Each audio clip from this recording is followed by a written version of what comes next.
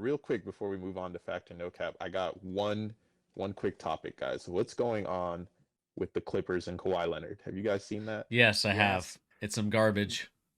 Can we Yeah, maybe you want to combine these, Brad? Because I have a let's cap do or it. no cap exactly Let's do on it. this. Okay. Um, do you want to intro it, or do you want me to just take over? It's all you. It's all you. This is your segment. All right, folks. So before we get too far, new segment. I'm thinking this might be something regular, maybe not regular, but On the regular. semi-regular. Because as Brad and Bernie are very familiar with, Brad a little bit more recently. Bernie has had to listen to me many times with my nonsense. I I'm not afraid of a hot take. I'm not afraid of a bold take. I'll make it. I got them. I got a lot of them. All right, but I'm also not afraid to be wrong, and I am willing for you guys to tell me I am wrong. Well, let's hear it. Cap or no cap? I'm gonna give you a point about a team or a player, or maybe multiple points about a team or a player, and you guys, I want you to deliberate, discuss. I'll join in. And you guys can ask me questions too. If something is so egregious that you guys have to just say like, "What are you even talking about?" Feel free. All right, I'm not afraid to be the Stephen A. Smith of this podcast. All right, so let's move forward. Do we want to start real spicy, or do we want to work our way up a little bit? Do we want to just start with the Clippers one, Brad? Yeah, sure. Let's start there. Okay. Let me get my little Clippers point up here. So we talked about the Clippers a lot before the preseason. I'm pretty sure I had them pretty high in my power rankings. I don't remember exactly what spot I did, but I definitely remember saying I think they had the deepest team in the league. All right. Part of the Eek. problem that now we're facing is that I not only don't think that's true, I'm really worried about Kawhi Leonard, guys. Are we sure that Kawhi Leonard is the guy he used to be? Is cap or no cap here is I don't really think it's any different than it was before his big injury. In the sense that, like, and let me clarify, I don't think he's going to end up playing very many games. All right. There seems to still be this load management thing that's going on. And the dude played 20 minutes in his first game off the bench. And then he didn't come in the next game until there was only 5 minutes left in the second quarter. All right. I'm pretty sure Kawhi is maybe not the same guy. You guys think? I'm gonna have to say no cap. Um, It's I think pretty his rough. knee is cooked. I think it's even worse this year than it has been because his injury happened what, a year and a half ago? Mm-hmm. Well, so Uh, this is the big question, Brad, because I was just reading something about this. When he was mhm. with the Spurs before he ended up, going on his like little, break and saying I want to be traded. I'm not going to play for you guys again. The injury that he had, I'm not going to be able to pull it out of my head what it is, but it was a quad injury. It was a degenerative quad issue. Like it was a weird Mhm. one where they said that it was going to get worse over time. Mm-hmm. And part of me finds it interesting. We haven't heard about that in a long time. And now it genuinely looks like he's still hurt. Like it's 2 years he sat on the bench and you're hurt. Mm-hmm. I think that injury was really what it was. Like there's something that is lingering for this guy that is just not going away. Yeah. Yeah, I would definitely think like his knees are definitely degenerative because there's no reason you've taken this much time off, you've had time to rehab and recover, and you can't. The season just started. You can't even play more than 20 minutes in a game. I saw he's sitting out today, and he's sitting out tomorrow also. Yeah. So he hasn't He's played he, their last 3 or 4 he's Yeah. hurt. games.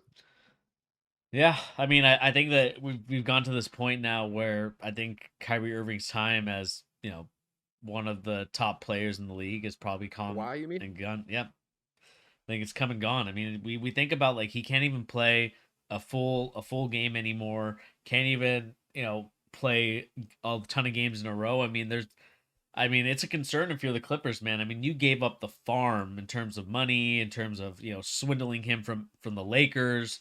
I mean, we think about that whole situation. I mean, they did everything for this guy and they are rewarded or, maybe not rewarded, but they're, not really getting what they want in return, which is someone who plays, 60 to 70 games a season, giving you at least 27 to 28 points a game, doing everything he can on both ends of the floor. I think that this is a huge red flag if you're a Clippers fan. I mean, you should be thinking like this is now Paul George's team. This is no longer Kawhi's team. and it hasn't been for a while now, which is kind of sad when you think about it because, really, this should have been Kawhi's team. We really should be seeing Kawhi going for the MVP again, or for a MVP. But instead, we're looking at a Kawhi where he's on a milk carton. We have no idea where he's at. We have no idea. We're not updated on his injury, and we don't have to be updated on his injuries. But fans are going to start to ask, like, why is Kawhi not playing every single game? Why is he only playing 20 minutes a game? Why is he coming off the bench in 2022, October 30th, when he's been hurt? When he got hurt a year ago, like a year and a half ago, I think at this point. It's shocking to say the least. Especially because they're dropping games too. Yeah. So like at this point, you're looking at your team being in the play-in. So that's not what you want. They really need him to come back and play. Like I would say, and this is maybe a little additional cap or no cap. I'm already getting to the point where I'm actually not sure they're contenders. I really am not sure because this is the Kawhi we've got. I mean, Bernie, you just said it. Paul George is the guy. Is a Paul George-led team good enough? Really? Is it really ever going to be good enough? I don't know. I mean, Paul George never has been. Absolutely not. Never has been.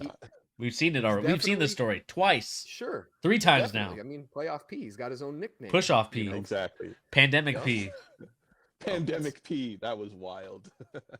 So let me ask you this last question for the Clippers. All right. Another thing that doesn't get talked enough about is, I mean, we're sitting 4 or 5 years into the assembling of this Clippers super team, right?